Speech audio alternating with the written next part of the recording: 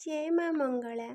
ଆପଣମାନେ ସମସ୍ତେ ଏହି ଭିଡ଼ିଓ ମାଧ୍ୟମରେ କାକଟପୁରରେ ଅଧିଷ୍ଠାତ୍ରୀ ମା ଦେବୀ ମଙ୍ଗଳାଙ୍କର ବେଶ ଦର୍ଶନ କରିପାରିବେ।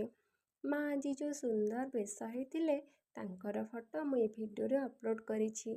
ଆପଣମାନେ ସମସ୍ତେ ମାଙ୍କର ବେଶ ଦର୍ଶନ କରନ୍ତୁ। ମାଙ୍କର ବେଶ ଦର୍ଶନ କରି ଆପଣଙ୍କ ହୃଦୟରୁ ମାଙ୍କୁ ପ୍ରଣାମ ଜଣାନ୍ତୁ। ମାଙ୍କ ପାଖରେ ଚାଲନ୍ତୁ ଆମେ ସମସ୍ତେ ଶରଣ ପଶି ମାଙ୍କୁ ଆମର ଦୁଃଖ ଜଣାଇବା। ମା ମଙ୍ଗଳା ମା ମୋର ପ୍ରଣାମ ସ୍ୱୀକାର କରନ୍ତୁ। ଜାଣତ ଅଜାଣତରେ ଯାହା କିଛି ଭୁଲ କରିଥିବି ମୋର ସବୁ ଦୋଷକୁ ମା କ୍ଷମା କରିଦେବେ।